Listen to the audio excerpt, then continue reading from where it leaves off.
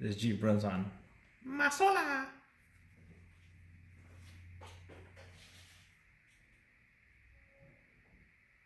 Yep. Good old corn oil.